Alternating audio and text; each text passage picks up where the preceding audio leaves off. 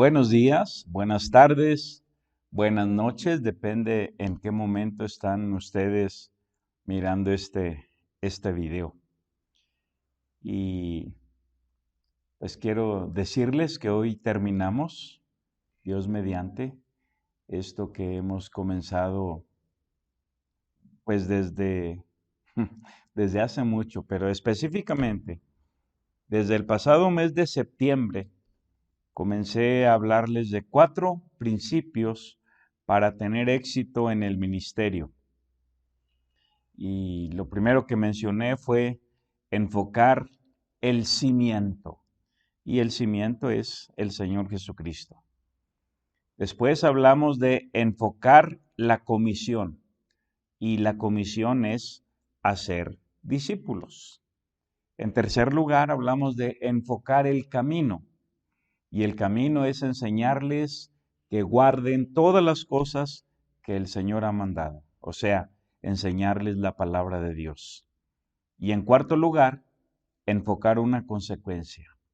La promesa del Señor que dijo, estoy con ustedes todos los días hasta el fin del mundo. Y después de esto, enfocándonos en la pregunta de ¿cuál es tu plan para hacer discípulos? Comenzamos la consideración del patrón de Pedro en la segunda carta de Pedro, capítulo 1. Y básicamente les dije dos cosas. El patrón de Pedro es un patrón fácil y el patrón de Pedro es un patrón factible. Hablando de que es un patrón factible, les mostré 4 razones para enseñarles que es un patrón factible. Y lo primero que les dije es que es un patrón factible porque su fundamento está en Dios y en su palabra, la Biblia.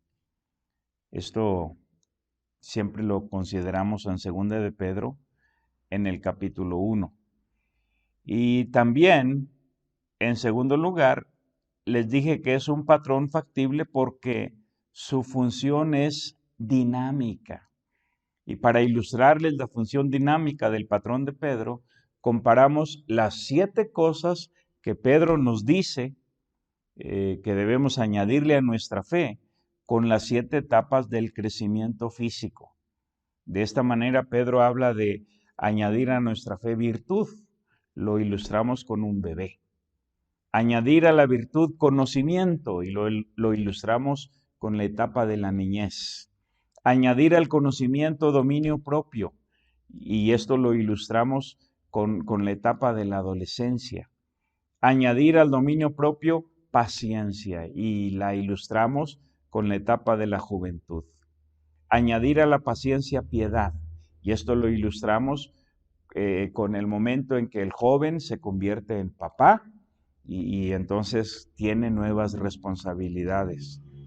Pedro dice que debemos añadirle a la piedad afecto fraternal y lo ilustramos con la etapa del abuelo. Y por último, Pedro nos dice que al afecto fraternal hay que añadirle amor y esto lo ilustramos con la etapa de el bisabuelo.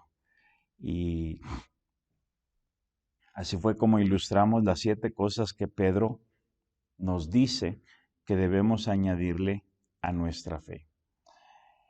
Y luego, en tercer lugar, les dije que es un patrón factible porque favorece y decreta 4 soluciones. Al leer ese capítulo 1 de 1 de Pedro, nosotros identificamos 4 problemas, específicamente en los versículos del 8 al 11. Identificamos 4 problemas.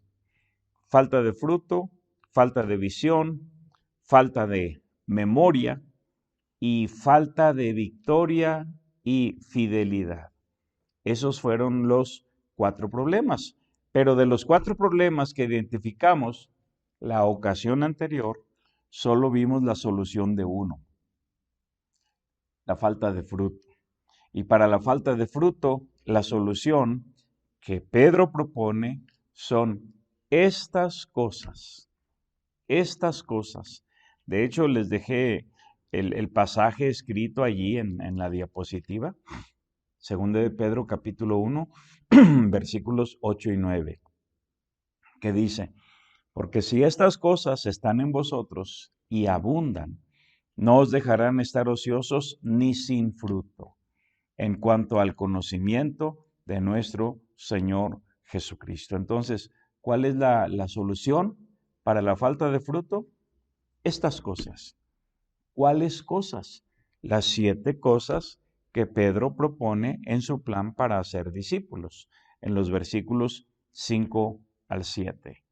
De eso hablamos la ocasión anterior. Ahora, vamos a comenzar aquí con el segundo problema, pero debemos orar. Vamos a orar.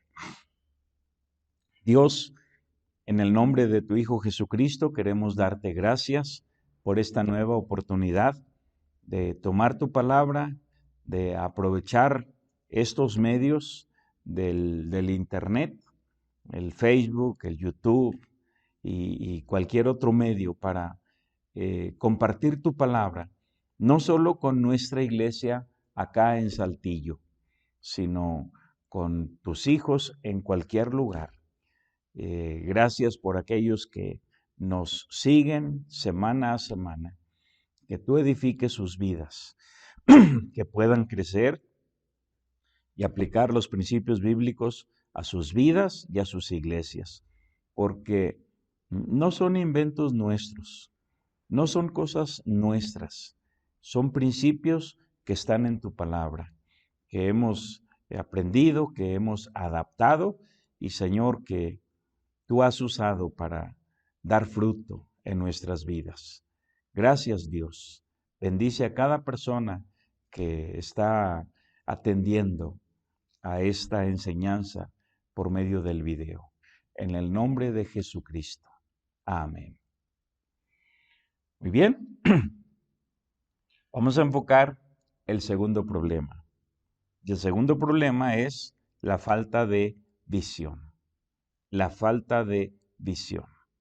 Y aquí en el versículo 9, déjenme leer desde el verso 8 para estar en el mismo contexto, pero en el verso 9 es donde identificamos este problema. Comenzando en el verso 8 dice, porque si estas cosas están en vosotros y abundan, no os dejarán estar ociosos ni sin fruto en cuanto al conocimiento de nuestro Señor Jesucristo. Pero el que no tiene estas cosas tiene la vista muy corta. Hasta ahí le dejamos por hoy. Bueno, leamos todo el pasaje, pero nos vamos a enfocar en esta frase. Tiene la vista muy corta, es ciego habiendo olvidado la purificación de sus antiguos pecados. Al decir que tiene la vista muy corta, nos está señalando un problema muy serio y muy grave en la gran mayoría de las iglesias, incluyendo la nuestra. Sí, incluyendo nuestra iglesia Berea de Saltillo. Y se trata de la miopía espiritual. La miopía espiritual.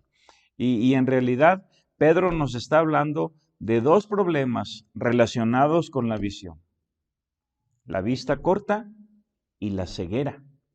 Pero enfoquémonos primero en la vista corta. Y se trata precisamente de miopía. Miopía espiritual. La miopía hace que los objetos lejanos se vean borrosos. Yo tengo un problema doble en mi visión. Astigmatismo y miopía. Entonces, con uno de mis ojos, yo puedo ver los objetos lejanos, pero con el otro los veo borrosos. Eso es la miopía. Una persona miope solo puede ver aquellos objetos que tiene muy cerca de sus ojos. Espiritualmente, Pedro está señalando al discípulo miope, al discípulo que no puede discernir las obras de Dios. Por ejemplo, en el Salmo 103 y el verso 7, vamos a leer lo que dice. Sus caminos notificó a Moisés y a los hijos de Israel sus obras. Sus caminos notificó a Moisés y a los hijos de Israel sus obras. O sea, los hijos de Israel no podían ver más allá de su nariz. No podían ver los caminos de Dios. No podían ver lejos, no podían ver el futuro. No tenían visión espiritual. Eso es lo que nos está enseñando este texto de los Salmos. Lo único que veían eran las obras de Dios, lo de cada día, lo que estaba cercano, que caía el maná, que la roca les daba agua, que la nube los protegía, pero no sabían el cómo, no sabían el por qué, no sabían para qué. Solamente Moisés podía ver más allá. Solamente Moisés tenía visión espiritual. Y en el libro de Deuteronomio, y se los dejé en la siguiente diapositiva, nos da una razón física, pero es para enseñarnos la lección espiritual. Dice en Deuteronomio 34:7, era Moisés de edad de 120 años cuando murió. Sus ojos nunca se oscurecieron, ni perdió su vigor. Sus ojos nunca se oscurecieron. Esto está hablando de algo físico, pero es para ilustrarnos la visión espiritual de Moisés. Ahora, regresando a Segunda de Pedro, otro problema relacionado con la visión es la ceguera espiritual. Volvamos a leer versículos 8 y 9. Porque si estas cosas están en vosotros y abundan, no os dejarán estar ociosos ni sin fruto en cuanto al conocimiento de nuestro Señor Jesucristo. Pero el que no tiene estas cosas, tiene la vista muy corta, es ciego. Es ciego. Después de haber señalado la miopía, ahora Pedro nos enfoca en la ceguera espiritual. En el libro de Romanos, en el capítulo 2, los versos 17 al 20, Pablo habla de los maestros de la ley, señalándolos como guías de ciegos. Así dice Pablo, verso 17. He aquí tú tienes el sobrenombre de judío, y te apoyas en la ley, y te glorías en Dios, y conoces su voluntad, e instruido por la ley, apruebas lo mejor. Antes de pasar página, ¿qué eran las características de estos maestros de la ley, de estos guías de ciegos? No eran ignorantes, eran maestros, eran teólogos. Ellos conocían bien la voluntad de Dios. Dice, tienes el sobrenombre de judío. Te apoyas en la ley, te glorías en Dios, conoces su voluntad e instruido por la ley apruebas lo mejor. Conocían bien la voluntad de Dios.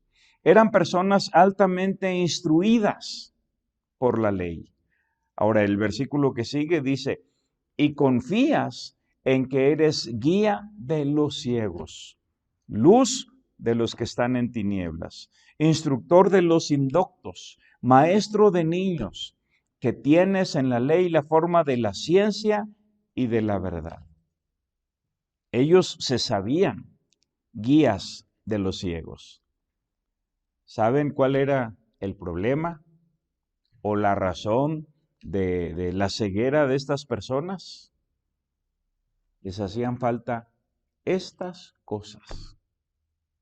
Estas cosas, las 7 cosas que el apóstol Pedro nos señala en el capítulo 1 de su segunda carta, segunda de Pedro capítulo 1. Ahora, en el libro de Apocalipsis, capítulo 3, versos 15 al 18. El Señor Jesús acusó a una iglesia de ceguera espiritual. Una iglesia de nuestro tiempo. Dice, comenzando ahí en el verso 15, obviamente se trata de la iglesia de la Odisea. Capítulo 3, Apocalipsis 3, 15 al 18. Dice, yo conozco tus obras, que ni eres frío ni caliente. Ojalá fueses frío o caliente. Pero por cuanto eres tibio y no frío ni caliente, te vomitaré de mi boca. Porque tú dices, yo soy rico y de ninguna cosa tengo necesidad. Era el concepto que la iglesia tenía de sí misma. Se conceptuaba como una iglesia rica, como una iglesia bienaventurada y sin necesidades. ¿Cuál es el concepto que tenemos de nuestra propia iglesia?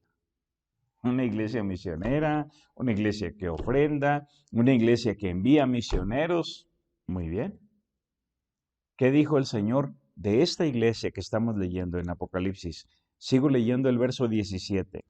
Porque tú dices, yo soy rico y me he enriquecido y de ninguna cosa tengo necesidad. ¿Y no sabes que tú eres un desventurado, miserable, pobre, ciego y desnudo?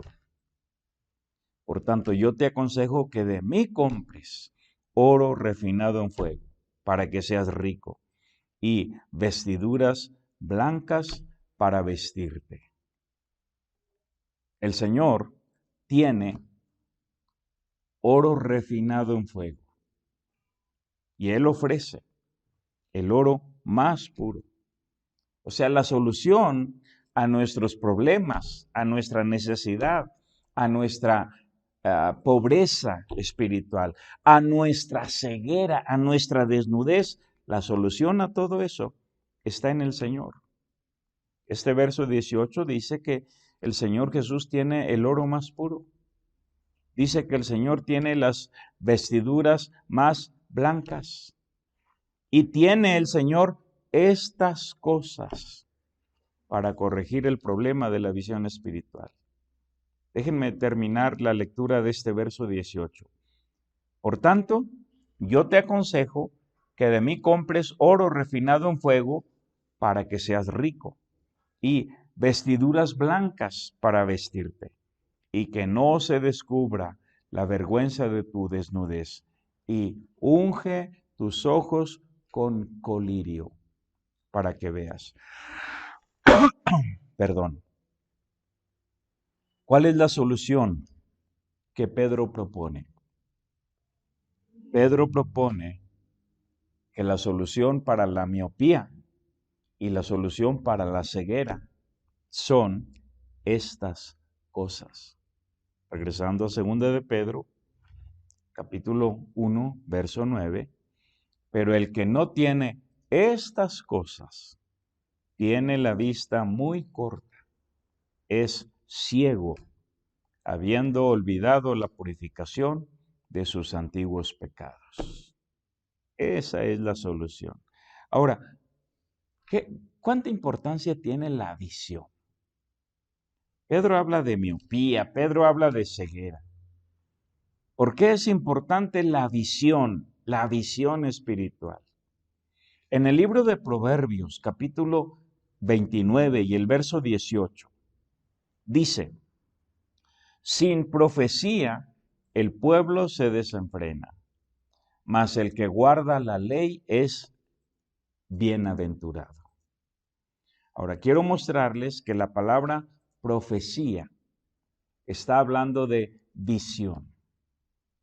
De hecho, la versión en inglés dice, sin visión el pueblo se desenfrena. Sin visión, sin profecía. Vamos a ver de dónde viene la profecía. Y les voy a mostrar en 1 Samuel capítulo 9, versos 9 al 11, que la profecía viene del vidente. Y el vidente era un profeta. Y 1 Samuel nos explica esto. Déjenme leer los versos 9 al 11. Antiguamente, en Israel, cualquiera que iba a consultar a Dios decía así: venid, vamos al vidente, porque al que hoy se llama profeta, entonces se le llamaba vidente. ¿Qué era el vidente? Era el profeta. ¿Qué es la profecía? La videncia, la visión.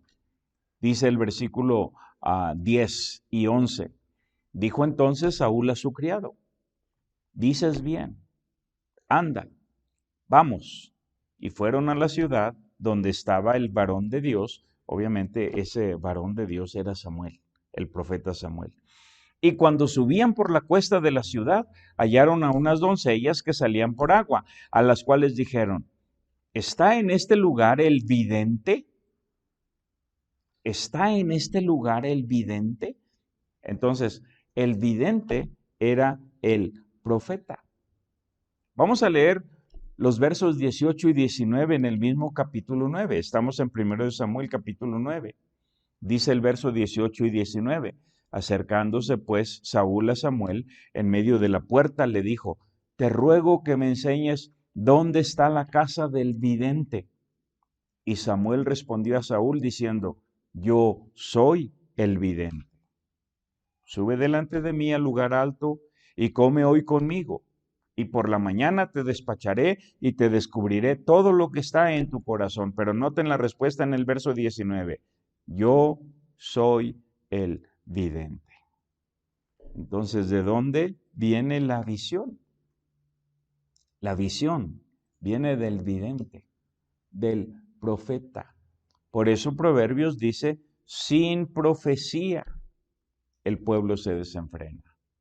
Mas el que guarda la ley, la palabra de Dios, es bienaventurado. Ahora, una reflexión práctica. ¿De dónde viene la visión? Hoy hablamos mucho de personas visionarias, aplicando este concepto a empresarios o a personas sobresalientes, hombres visionarios, mujeres visionarias, personas que tienen un sueño y lo persiguen hasta lograrlo, y está bien. Pero en el campo espiritual, ¿de dónde viene la visión? ¿De dónde viene la visión del pastor? ¿De dónde viene la visión de una iglesia? La visión no viene de la experiencia, ni de ninguna otra fuente que no sean estas cosas, las que está mencionando Pedro. Estas cosas se refiere a la palabra de Dios. Aquí mismo, en Proverbios 29 y 18. Noten la relación entre la profecía y la ley. La profecía y la ley. El Señor Jesús habló de la ley, los profetas y las escrituras. Ahí está. Sin profecía, el pueblo se desenfrena. Mas el que guarda la ley es bienaventurado. Estamos considerando que el patrón de Pedro para ser discípulos es factible porque favorece y decreta 4 soluciones. Y segunda de Pedro, capítulo 1, versículos 8 al 11, nos presenta 4 problemas. Ya hemos visto el primero, la falta de fruto. Y acabamos de ver el segundo, la falta de visión. Ahora, enfoquemos el tercer problema, la falta de memoria. Aquí mismo, en el versículo 9, segunda de Pedro, capítulo 1, verso 9, dice: porque el que no tiene estas cosas tiene la vista muy corta, es ciego, habiendo olvidado la purificación de sus antiguos pecados. Habiendo olvidado. Estamos hablando del problema de falta de memoria ahora. El principio de no olvidar, el principio de la memoria, es uno de los enfoques principales del libro de Deuteronomio. Por ejemplo, allí en Deuteronomio 4:9, para asegurarnos de no olvidar, Dios ordenó que los padres discipularan a sus hijos. Que los padres discipularan a sus hijos. Queremos discipular a los adultos.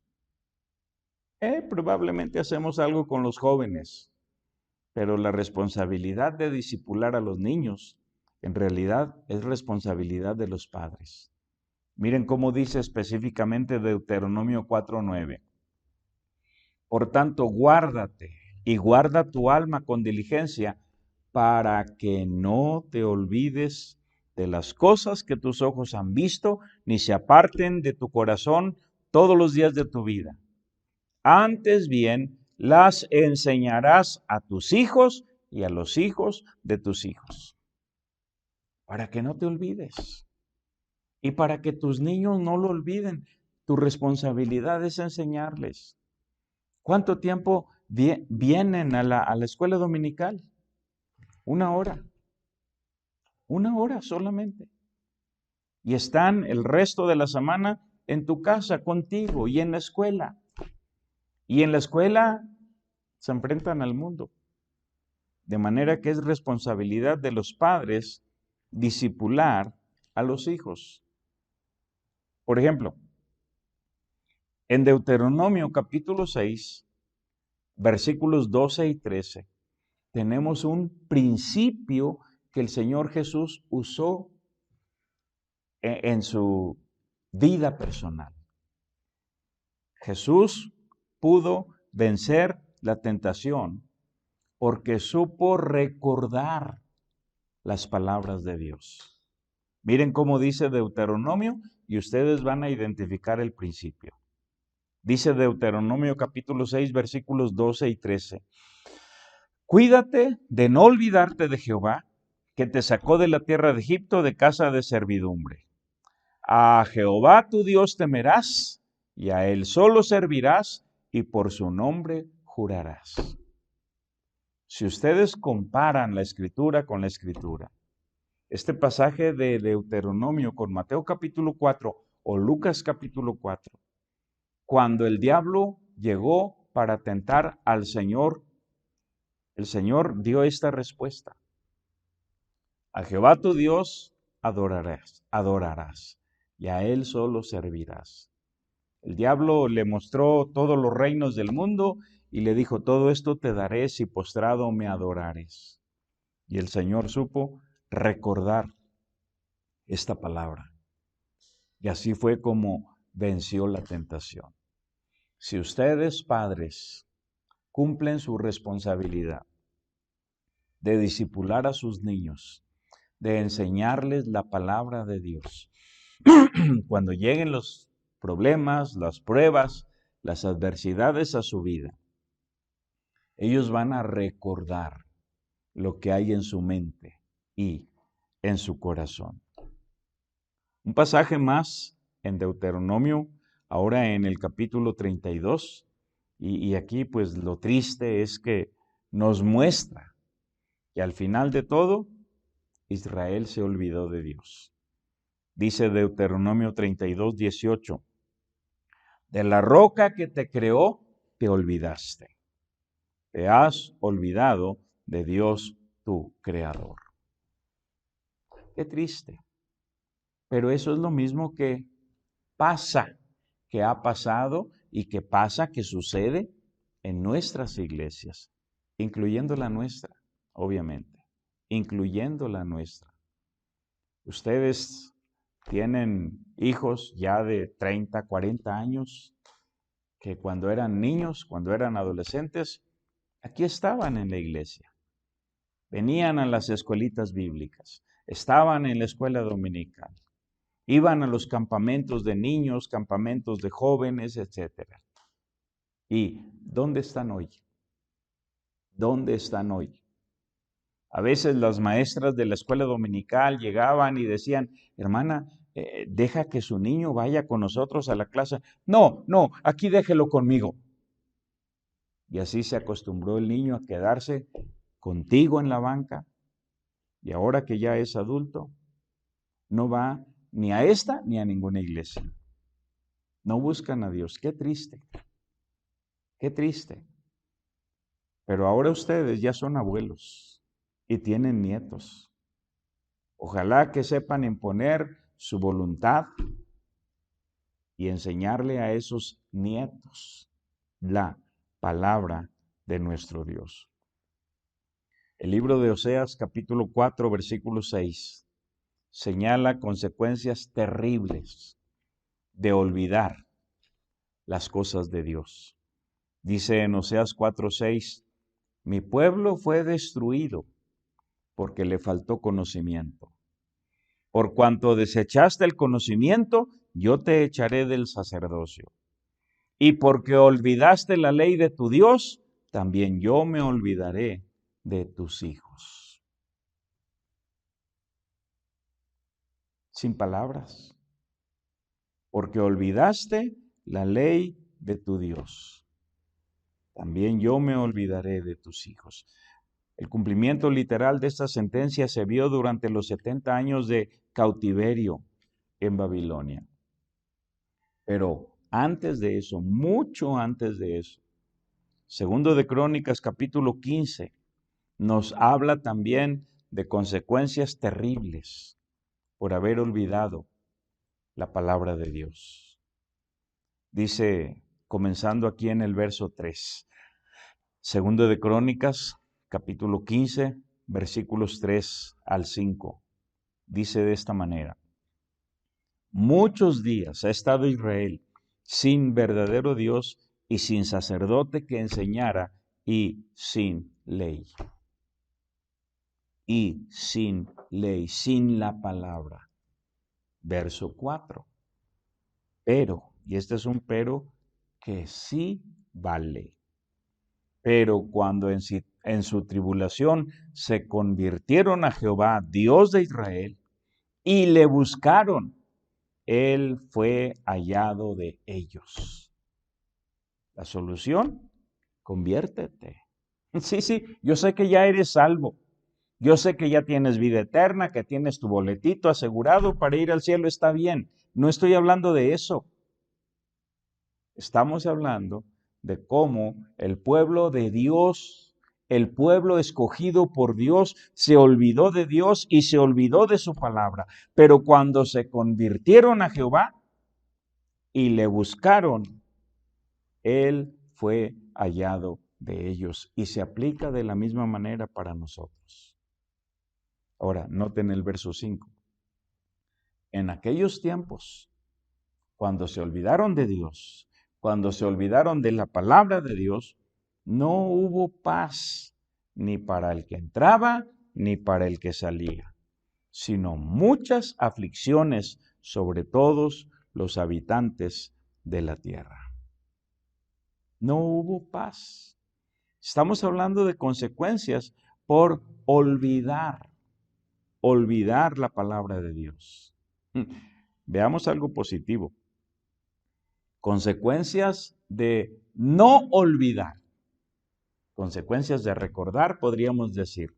Consecuencias de no olvidar las palabras. Y esto se ve en la 2 Timoteo capítulo 1 y el versículo 5.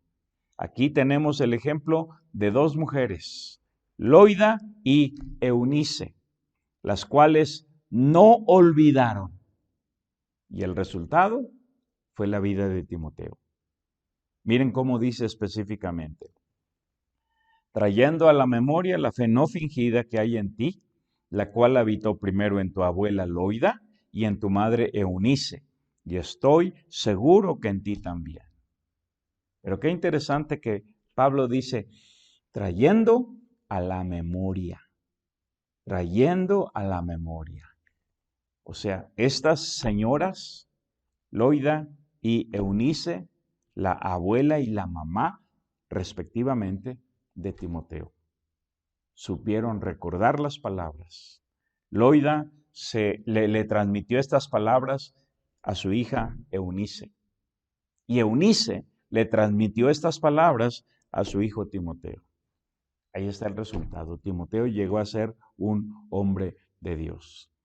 Podría mencionar varios ejemplos en nuestra iglesia, pero aquí a la mano tengo el testimonio, el ejemplo, el recuerdo de Pepe y Mine. Pepe y Mine son un matrimonio que ama a Dios, que sirve a Dios, y los que son de Berea saben bien quiénes son Pepe y Mine. Pepe y Mine tienen 2 hijos, Daniel y Absalón. Podríamos leer este pasaje aplicándolo a ellos, trayendo a la memoria la fe no fingida que hay en ti, la cual habitó primero en los padres de Pepe. Y luego dice, y en tu madre Eunice, los padres de Absalón y Daniel y Absalón. Ese es el resultado. Ahora, regresando con Pedro, ¿cuál es la solución para la falta de memoria? Dice el verso 9, pero el que no tiene estas cosas tiene la vista muy corta, es ciego, habiendo olvidado la purificación de sus antiguos pecados. La solución para la falta de memoria son estas cosas, tener estas cosas en nuestra vida. Si no tenemos estas cosas, entonces estamos condenados a olvidarnos de Dios, olvidarnos de su palabra. Estamos considerando que el patrón de Pedro para ser discípulos es factible porque favorece y decreta 4 soluciones. Y segunda de Pedro, capítulo 1, versículos 8 al 11, nos presenta 4 problemas. Número 1, la falta de fruto.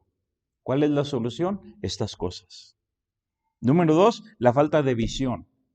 ¿Cuál es la solución? Estas cosas. Número 3, la falta de memoria. ¿Cuál es la solución? Estas cosas. Y ahora, número 4, la falta de victoria y fidelidad. Miren cómo dice en el verso 10. Por lo cual, hermanos, tanto más, procurad hacer firme vuestra vocación y elección, porque haciendo estas cosas no caeréis jamás. Vamos a enfocar primeramente los beneficios. Y lo primero que Pedro menciona aquí es, no caeréis jamás. Haciendo estas cosas, no caeréis jamás. Esta expresión está cargada de énfasis. Ahora, el siguiente versículo, el 11, lo tienen en la siguiente diapositiva, habla de otro beneficio. Y dice el verso 11, porque ¿de qué manera? Haciendo estas cosas. Haciendo estas cosas, lo que nos está marcando el verso 10. De esta manera os será otorgada amplia y generosa entrada en el reino eterno de nuestro Señor y Salvador Jesucristo. ¿Qué significa esta amplia y generosa entrada en el reino? En uno de los libros de un teólogo llamado Benaía H. Carroll, es un libro que llevamos como libro de texto en el seminario. De hecho, fueron varios libros y en este momento no puedo recordar en cuál de esos, pero en uno de esos hay una historia de una carrera de barcos, navegación, y de un capitán que no se preparó. Resulta que estaba esta carrera, entonces el capitán de un barco se fue con sus marineros a tomar cerveza, a celebrar que iban a participar en la carrera o qué sé yo. Ya como a las horas altas de la madrugada, 2, 3, 4 de la mañana, no sé, fue cuando estaban ya preparándose para salir. Creo que la salida era muy temprano, 5, 6 de la mañana, algo así. Y entonces todos los marineros con su capitán llegan a su barquito y se preparan para zarpar. En otro barco hubo un capitán que muy temprano le dijo a sus marineros, vayan a descansar, vayan a dormir, porque mañana tenemos que madrugar. Y los marineros, después de arreglar lo que necesitaban para zarpar al día siguiente, muy temprano, 7, 8 de la noche, no sé, se fueron a descansar. Y madrugaron para estar listos también para zarpar. Y se dio el disparo de salida y todos los barquitos salen, tenían que llegar hasta cierto lugar, dar la vuelta y regresar. Pues resulta que el capitán que se preparó, que mandó a sus marineros a descansar como es debido y todo, ganó la carrera. Y al entrar al puerto, ahí estaban las personas con banderines y matracas y sonando cornetas y todo eso. ¡Bravo! ¡Hurra! Porque llegaron. Esa es la amplia y generosa entrada. Porque llegaron. Porque ganaron la carrera. Y según la historia, allá al fondo se veía a un barquito remolcador, remolcando al otro capitán, o mejor dicho, el barco del capitán que no se había preparado. O sea, sí llegó al puerto, pero llegó al final. Ya la gente se había retirado, no hubo quien le diera aplausos, quien le gritara hurras, quien le diera la bienvenida. Sí llegó, pero a nadie le importó que hubiera llegado. Los aplausos y los vítores se los llevó el capitán que sí se preparó. Esta historia nos sirve para ilustrar el sentido de la amplia y generosa entrada, que será otorgada a los que hacen estas cosas. Porque de esta manera os será otorgada amplia y generosa entrada en el reino eterno de nuestro Señor y Salvador Jesucristo. Ahora, noten, entrada en el reino. El reino del Señor es un reino eterno, pero dice, entrada en el reino. Pedro no habla de cosas que haremos hasta que estemos en el cielo.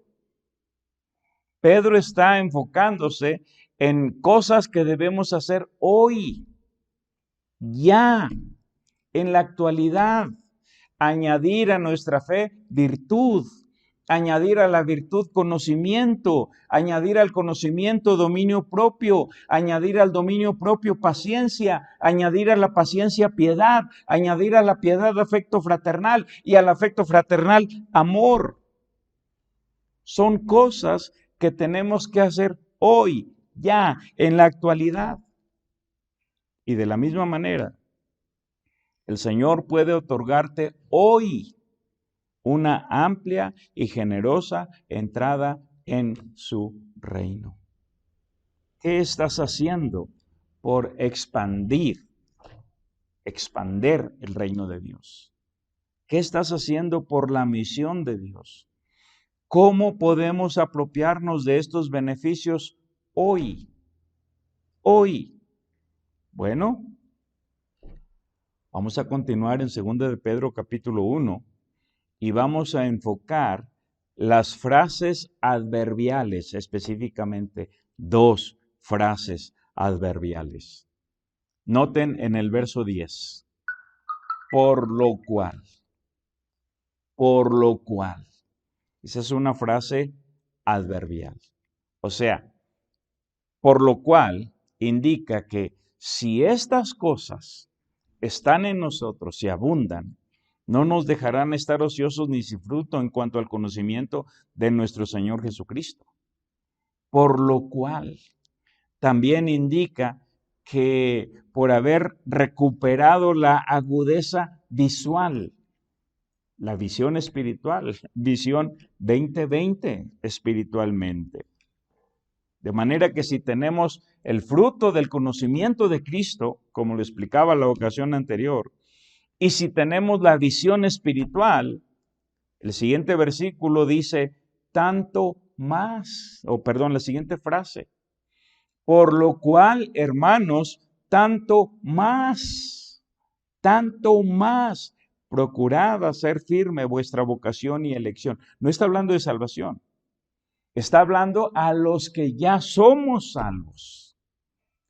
Tanto más, procurad hacer firme vuestra vocación y elección, porque haciendo estas cosas no caeréis jamás. Tanto más es una expresión que viene del griego, obviamente. Es una expresión adverbial. Procede del griego. Malón es la palabra en el griego. Pero vamos a ver dos ejemplos. Tanto más se ve en Marcos 7:36. 7:36. Y es que estaba pensando en la cantidad de veces. Aparece más de 80 veces esta expresión. No se ve en español como tanto más. Pero los dos ejemplos que escogí para mostrarles, sí está. Marcos 7:36 dice, y les mandó que no lo dijesen a nadie. Pero cuanto más les mandaba, tanto más y más lo divulgaba. Tanto más. Entre más les prohibía, más lo hacían. Otro ejemplo, y este es más conocido. Hebreos 10:25. Dice, no dejando de congregarnos como algunos tienen por costumbre, sino exhortándonos, y tanto más cuanto veis que aquel día se acerca. Tanto más. Entonces, esto es lo que Pedro nos está diciendo. Ahora, vamos a ver en contexto la solución para estos 4 problemas. ¿Cuáles fueron los 4 problemas? Falta de fruto, falta de visión, falta de memoria y falta de victoria. ¿Cuáles son? ¿Cuál es la solución para estos 4 problemas? Estas cosas. Veamos todo en contexto. Verso 8. Porque si estas cosas están en vosotros y abundan, no os dejarán estar ociosos ni sin fruto en cuanto al conocimiento de nuestro Señor Jesucristo. Pero el que no tiene estas cosas, tiene la vista muy corta, es ciego, habiendo olvidado la purificación de sus antiguos pecados. Por lo cual, hermanos, tanto más procurad hacer firme vuestra vocación y elección, porque haciendo estas cosas no caeréis jamás, porque de esta manera, o sea, haciendo estas cosas, os será otorgada amplia y generosa entrada en el reino eterno de nuestro Señor y Salvador Jesucristo.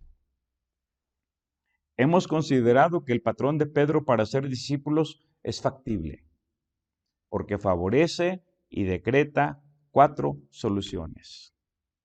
Ya las vimos. ¿Qué sigue? Bueno, el patrón de Pedro es factible porque facilita su difusión. Facilita su difusión. Primero, quiero que piensen que Pedro, cuando escribió estas cosas, no estaba pensando en nosotros. Pedro no estaba pensando, esto que estoy escribiendo va a ser la segunda carta de Pedro y va a formar parte del Nuevo Testamento. No. Pedro, en su tiempo, en su día, en su contexto, está pensando en sus discípulos, en aquellas personas que él ha entrenado a lo largo de la vida. Ya es un anciano ahora. Entonces, Pedro no está pensando en nosotros, está pensando en sus discípulos. Y Pedro se aseguró de que sus discípulos no pudieran olvidarse de estas cosas. Pedro está pensando como bisabuelo, ya es un anciano, como un bisabuelo espiritual. Noten cómo dice, comenzando en el verso 12. Por esto, ya terminamos el verso 11, ahora verso 12. Por esto, yo no dejaré de recordaros siempre estas cosas, aunque vosotros la sepáis y estéis confirmados en la verdad presente. Es muy común que la gente dice, pastor, eso ya lo sé. ¿Qué me van a enseñar a mí? Tengo 5 años, tengo 10 años de ser cristiano, tengo 20 años. Y tienes estas cosas abundantemente en tu vida. Dice Pedro, yo no dejaré de recordárselas, aunque ustedes las sepan y estén confirmados en la verdad presente. Versículo 13. Pues tengo por justo, en tanto que estoy en este cuerpo, el despertaros con amonestación, sabiendo que en breve debo abandonar el cuerpo como nuestro Señor Jesucristo me ha declarado. O sea, mientras viva, no dejaré de recordarles, no dejaré de amonestarles, aunque ustedes lo sepan. El Señor ya me reveló que voy a morir, pero mientras viva, voy a seguir insistiendo.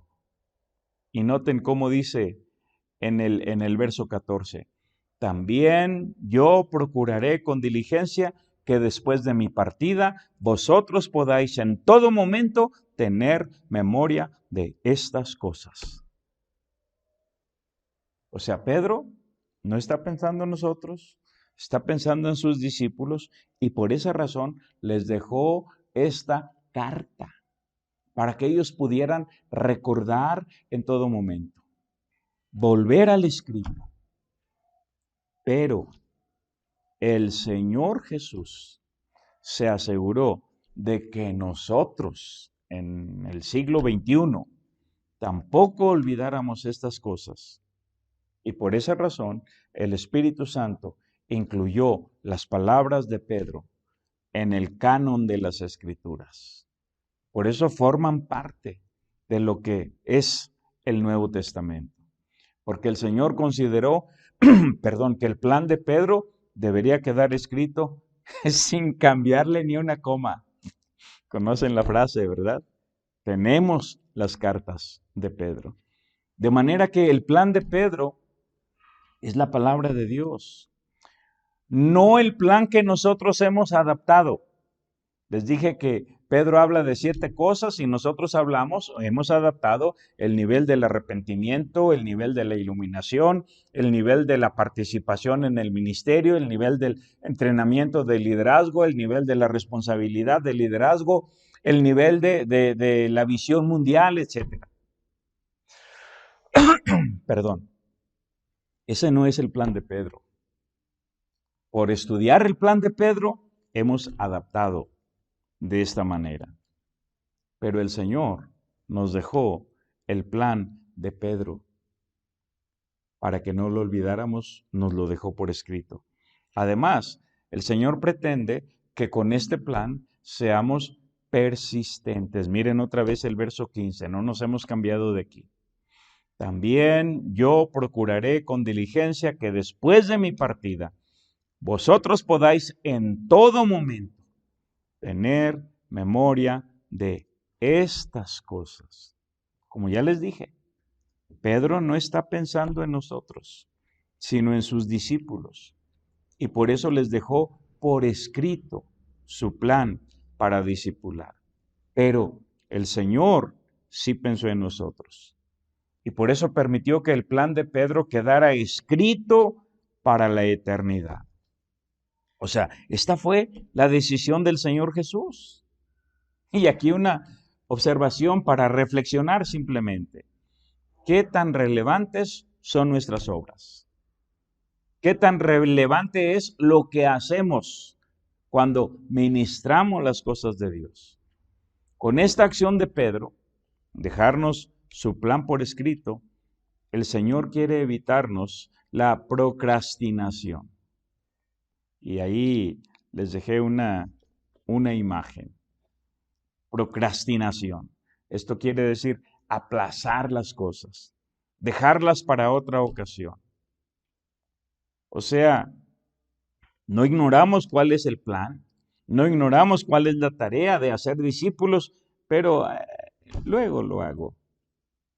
aplazamos la tarea o la reemplazamos con otras actividades y programas. Actividades y programas que, si bien pueden ser importantes, no son la prioridad de nuestro Dios, porque su prioridad nos la ha dejado por escrito: hacer discípulos, para que en todo momento podamos tener memoria de estas cosas, dijo Pedro.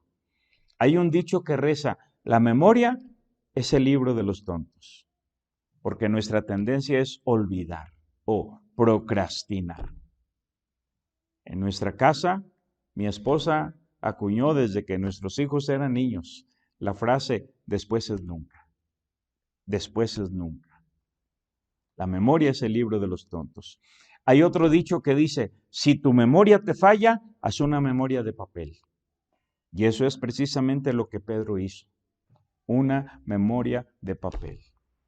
Y el Señor creyó trascendentes las palabras de Pedro, y por eso las tenemos escritas, formando parte de la Biblia, del Nuevo Testamento.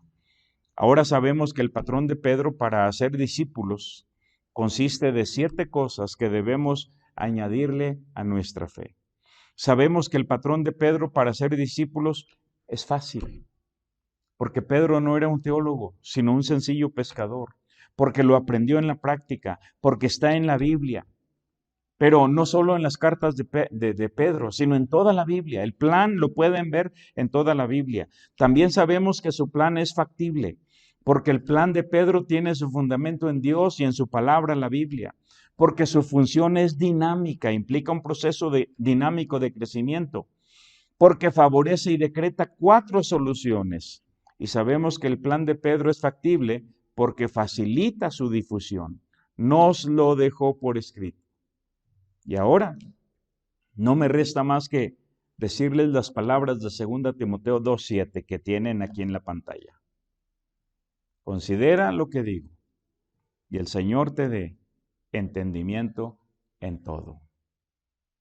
Considera lo que digo, y el Señor te dé entendimiento en todo. La última imagen que les dejo allí es para pedirles que por favor sigan orando por nuestros misioneros. Que Dios les bendiga.